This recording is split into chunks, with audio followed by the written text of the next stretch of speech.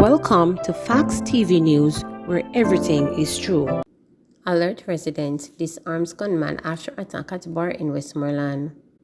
One high-point 9mm pistol with a magazine containing 3 9mm cartridges was handed over to the police by a citizen after an incident at a bar in Darlington, Westmoreland on Thursday, July 14.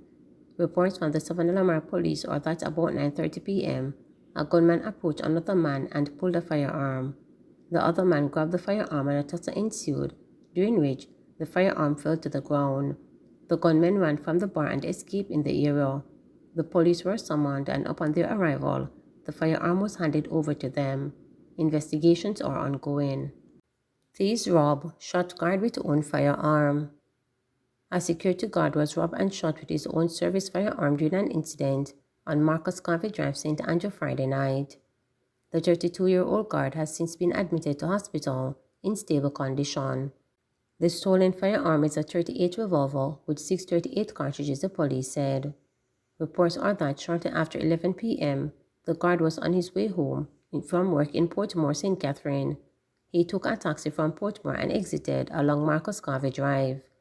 While walking along the roadway heading towards 3 miles, he was attacked by 3 men who robbed him of the weapon, his wallet and a bag containing personal belongings. Police said one of the robbers then used his stolen gun to shoot the guard in the right eye. The robbers then made off in a white Toyota Probox motor car. The guard was taken to hospital by co-workers who arrived on the scene. He was treated and admitted. Psychiatric evaluation for a 69-year-old accused of killing bedridden wife.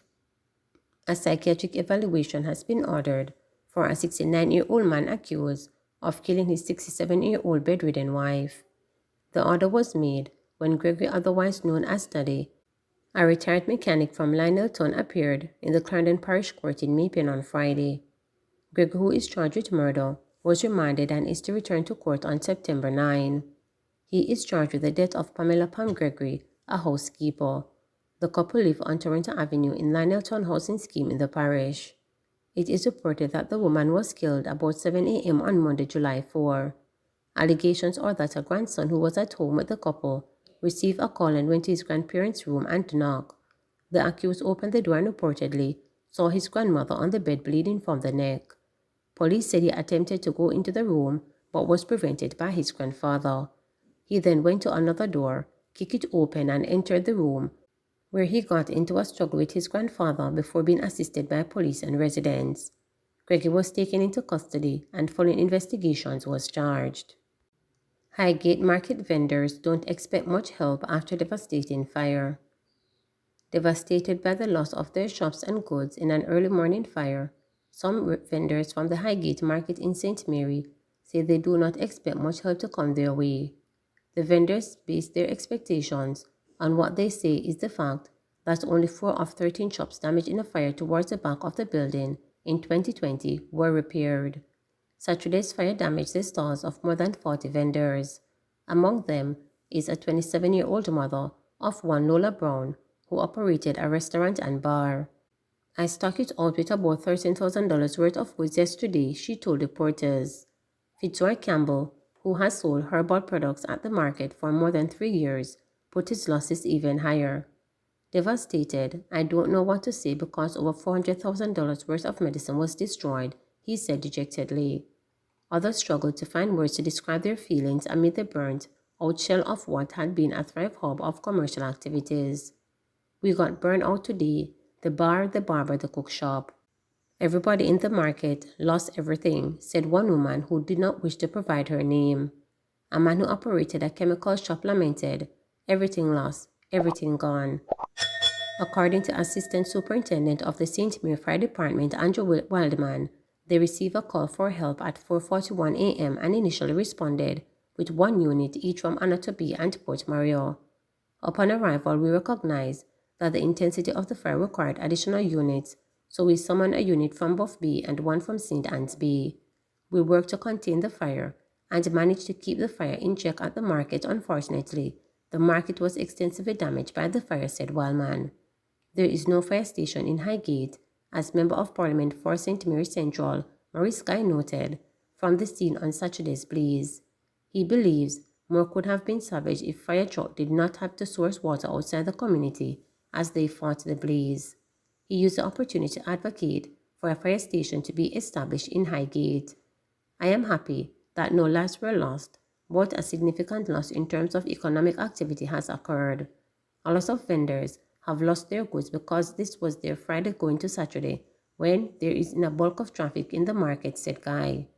While investigators continue to determine the cause of the fire, Wildman on Saturday offered words to advise those who operate commercial enterprises. Smoke detectors are recommended to business places as a way of detecting fire and alerting persons in close proximity. Fire extinguishers are also recommended as well to quickly put out a small fire. And then in the more advanced stage, we have sprinkler system with fire suppressive system that can be useful until help arrives, he said. Cops probe bizarre shooting in Augustown. Police are probing the bizarre shooting of a man in Augustown, St. Andrews, Saturday morning. The 22-year-old man, who is from the violent-prone community, realized he was shot after hearing the sounds of gunshots in the community in the wee hours of the morning. The St. Andrews Central Police reported that about 4:30 a.m., the man was on his way home from his girlfriend's house when he heard explosions in the area. Sometime after, he discovered that he had a gunshot injury to the right side of his chest. He was reportedly taken to hospital where he was admitted. Police said his condition is considered stable. Augustown is a site of a zone of special operations. 6,000 young people to be employed this summer, says government. A total of 6,000 youngsters from across Jamaica will be engaged in gainful employment over 6 weeks under the government's Youth Summer Employment Program. According to a release, the national initiative, which is the 6th year, was officially launched at the Manning School in Savannah, Westmoreland on Friday, July 15, by Prime Minister Andrew Holness and Minister of Local Government and Rural Development Desmond McKenzie. YSEP participants who will begin work on August 8 will be placed in the public sector organizations. The young men and women will earn $10,000 weekly, with team leaders earning $11,000 per week. In his address, Holness noted that the YEP has employed 27,500 young people since its inception, some 500 of whom have found permanent employment in the public sector. It is important that we acknowledge that the program continued during what we refer to as COVID-19 years 2020 and 2021. So even in the middle of a crisis, we were able to continue with the programs like these to get our young people targeted interventions for employment, he pointed out. Holness assured the youngsters that the government will continue to invest in programs that will give you a future, that will give you hope. He urged their participants to save a portion of their earnings. I understand there are many demands as young people, but I want you to remember that you are not only living for today, you are also living for tomorrow. So you have to put aside some of what you're earning today in order to be able to enjoy tomorrow, the Prime Minister said. Meanwhile, Desmond McKenzie informed the WEP participants placed in the Social Development Commission SDC and the Poor Relief Department will assure special responsibilities. The SDC will be updating its community profile. This profile was last updated 10 years ago, and some of you will have the pleasure this year of working with the SDC in collecting data that will help the government to determine its programs, he noted. Also, we're going to be assisting some of you to work in the Poor Relief Department to help to capture data right across Jamaica, he said. The minister encouraged the youngsters to carry themselves with pride and dignity as they prepare for the world of work. Training underway for conflict resolution in schools. In an effort to promote positive behavioral change and management of conflict within schools, over 2,000 participants across 81 schools have been trained in conflict resolution. The schools include 78 high and 24 primary and were grouped under Phase 1 of the Restorative Justice Workshop for students, teachers, and parents. According to a release, training was conducted from May 9 to July 1 and was led by the Ministry of Justice and the Safety and Security Branch of the Ministry of Education and Youth, MOEY. During an award ceremony held Friday, July 15, at the Jamaica College Auditorium in St. Andrew, participants were recognized from across all education regions. Their Minister of Justice, Delroy Jog, said the workshop training was vital because Jamaica is being torn apart by wrongdoing of all kinds. Within the schools, we hope that restorative justice can be taught and practiced because we feel that in the schools, youngsters get into dispute and these are naturally parts of the growing up process. They need the skill to be able to resolve their differences and avoid the use of violence, he said. While we're doing this, we hope to engage all the churches across Jamaica to engage in restorative justice practices, and we have been in touch with the Church of God and also the Seventh-day Adventist churches to ensure they utilize restorative justice, he pointed out.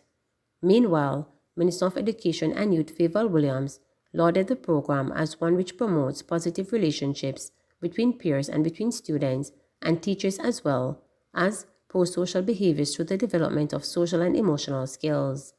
We cannot continue to use violence as a first resort, she emphasized. Acting Director for the Safety and Security Branch in the MOEY, Richard Thorpe, said Phase 2 of the program will begin in the last week of September with 104 schools.